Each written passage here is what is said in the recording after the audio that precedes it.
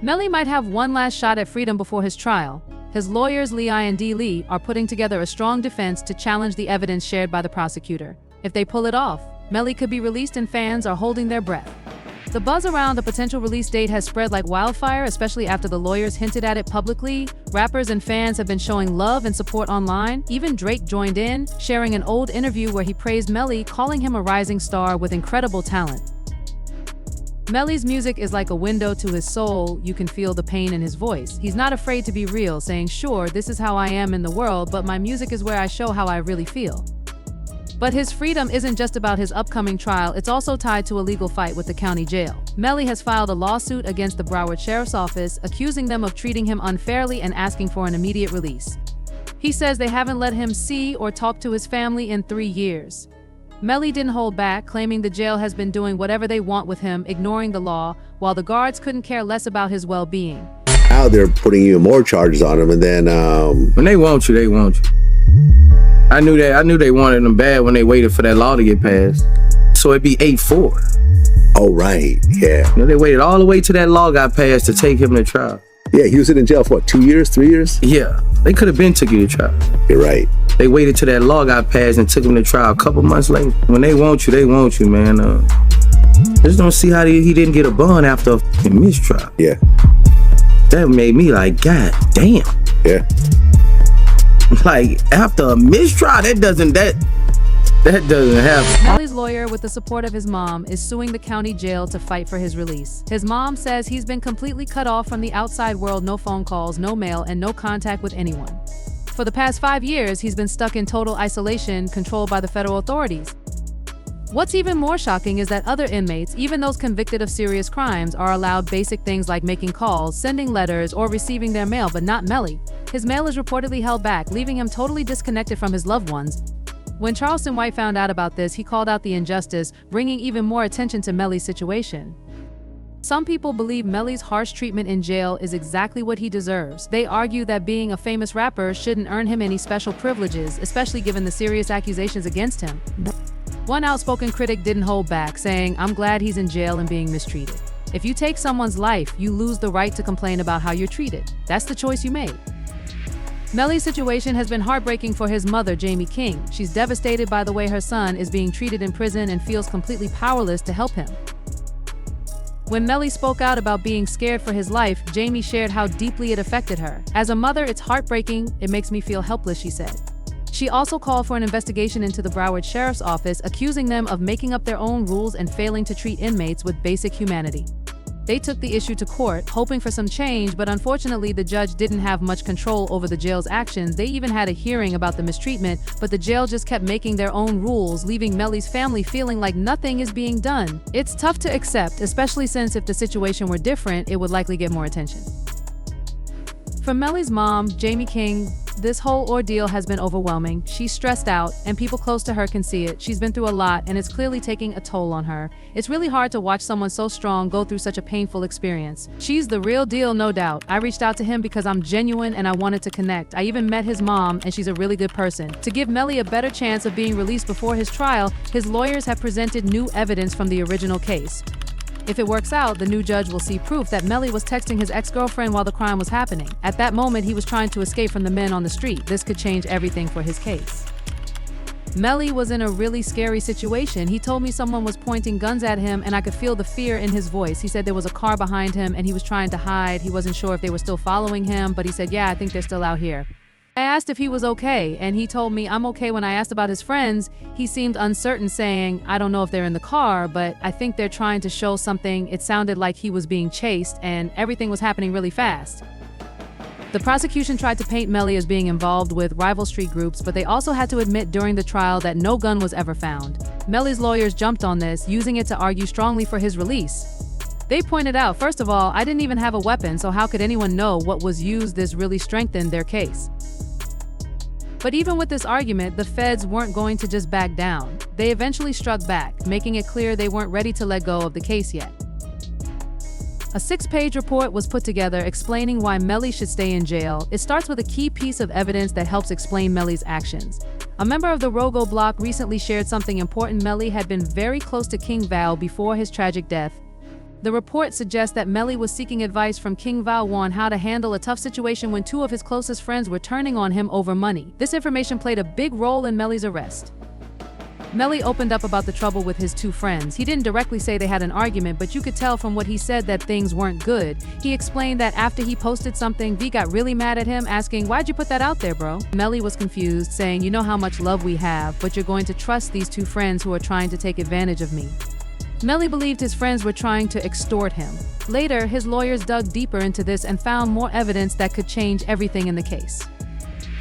After some more research, it turned out that Ven Main is actually an online business. YNW Melly and Borland were using the business's bank account to get money for live shows, selling merchandise, and promoting on Instagram. J Hood explained that there were 4 members in the YNW crew, including Chaser and Juvie. They all thought they'd get an equal 25% of the money, but the truth is, they didn't really put in the work to make that happen. Melly wasn't happy about this situation. If you know how King Von handled his own problems, you can probably see why Melly took things into his own hands. Looking back now, you can only guess what kind of advice Melly's lawyer would have given him. When you put everything together, things get pretty serious. On Melly's phone, there's a text message where he basically admits to the crime just 10 hours after it happened. A person from the PZ Gambino account asked if he was okay, and Melly responded, "I did that," with a smiley face emoji. Then, later that day at 10:26 a.m., another message came from the WWM account asking, "What's next?" But that's not all. There was also a Facebook Live video that showed more about what went down. What Melly's phone revealed was pretty shocking. It showed him and his crew just 6 hours after the crime, filming a music video in a parking lot, acting like everything was fine and having a good time. Even after everything that happened that morning, Melly was still staying positive and moving forward. But here's the twist: Melly's lawyers would argue that he and Borland actually had a contract to shoot the music video at that exact time. They claim this was all planned, which could change how we see the whole situation. The music video shoot had already been scheduled, and there was no way they could back out because of commercial reasons. So, despite everything that had just happened, Melly and his crew pushed through, put on a brave face, and went ahead with the recording. Some people are questioning whether this really happened, but we'd love to hear your thoughts in the comments below. On the other hand, the prosecutors wanted to examine the physical evidence, including the Jeep the crew was driving.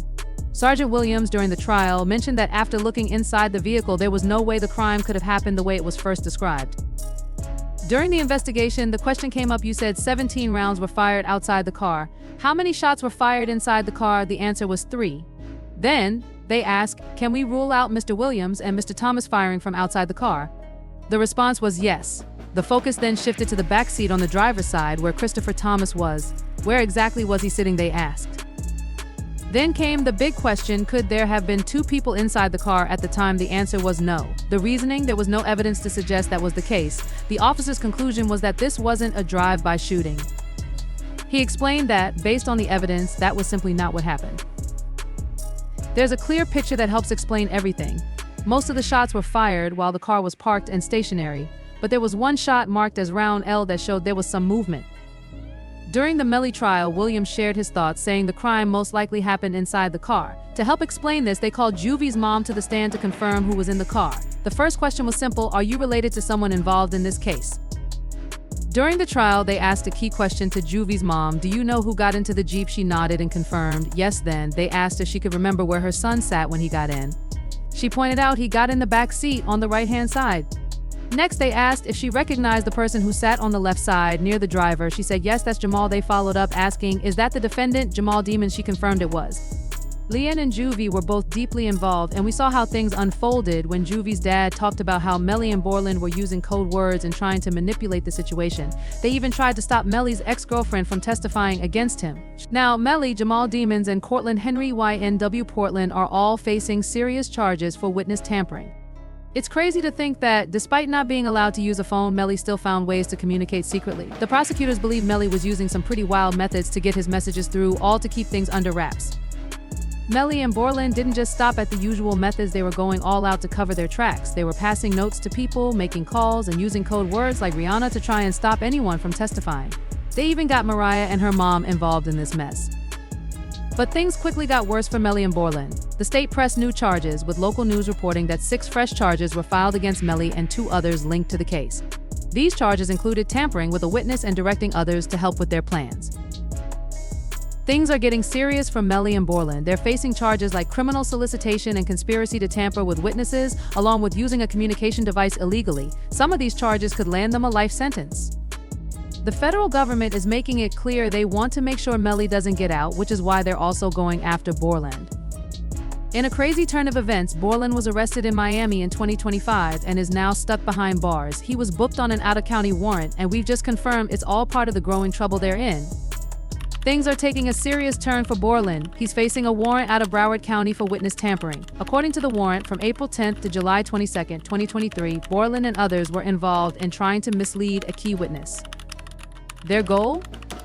To convince this person to keep quiet and withhold their testimony in Melly's trial.